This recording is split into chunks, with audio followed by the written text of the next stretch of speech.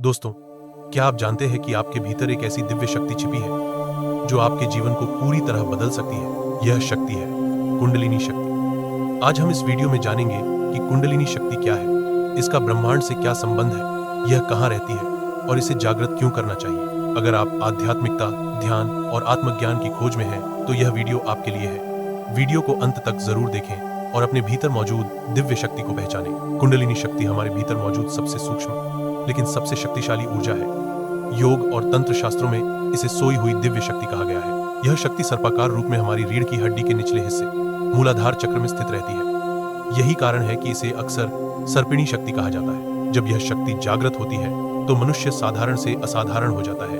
उसकी चेतना ब्रह्मांड से जुड़ जाती है। कुंडलिनी शक्ति केवल आपकी व्यक्तिगत ऊर्जा नहीं है, यह कॉस्मिक एनर्जी यानी ब्रह्मांडीय शक्ति का ही अंश है। हमारा शरीर एक छोटा ब्रह्मांड है। जैसे पूरे ब्रह्मांड को एक अदृश्य शक्ति संचालित करती है, वैसे ही हमारे भीतर वही शक्ति कुंडलिनी के रूप में मौजूद है। जब हम ध्यान, साधना और शुद्ध जीवन जीते हैं तो हमारी कुंडलिनी धीरे धीरे ऊपर उठने लगती है, और जब यह सहस्रार चक्र तक पहुंचती है तो आत्मा और ब्रह्मांड का मिलन हो जाता है। इसे ही शास्त्रों में मोक्ष या परम जागरण कहा जाता है। कुंडलिनी शक्ति मूलाधार चक्र में सुप्त अवस्था में रहती है।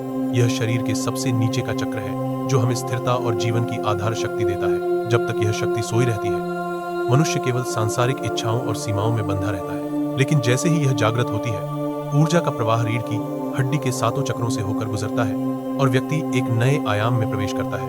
कुंडलिनी जागरण कोई साधारण प्रक्रिया नहीं है। यह आपके जीवन को पूरी तरह रूपांतरित कर देता है। यह आपको आंतरिक शांति, दिव्य आनंद और आत्मज्ञान का अनुभव कराती है। आपकी सोच, आपकी ऊर्जा और आपकी चेतना का स्तर ब्रह्मांड से जुड़ जाता है। जब कुंडलिनी ऊपर उठती है तो आपके भीतर छिपी रचनात्मकता, ज्ञान और आध्यात्मिक शक्ति सक्रिय हो जाती है। यह आपको आपकी वास्तविक पहचान कराती है कि आप केवल शरीर और मन नहीं है, बल्कि एक अनंत आत्मा है। यही कारण है कि योग और साधना में कुंडलिनी जागरण को सर्वोच्च उपलब्धि माना गया है। याद रखिए, कुंडलिनी शक्ति हर किसी के भीतर है। यह सिर्फ संतों या योगियों की नहीं, बल्कि आपकी भी वास्तविक शक्ति है। बस आवश्यकता है जागरूकता, साधना और धैर्य की। अगर आप इस दिव्य शक्ति को समझना और अपने जीवन में अनुभव करना चाहते हैं तो ध्यान और आभार अभ्यास से शुरुआत कीजिए। इस वीडियो को लाइक करें, चैनल को सब्सक्राइब करें और कमेंट में लिखें, मैं अपनी कुंडलिनी शक्ति को जागृत करने के लिए तैयार हूं। ब्रह्मांड आपको आपकी दिव्य यात्रा में सहयोग देगा। आप खुश रहें, आनंदित रहें।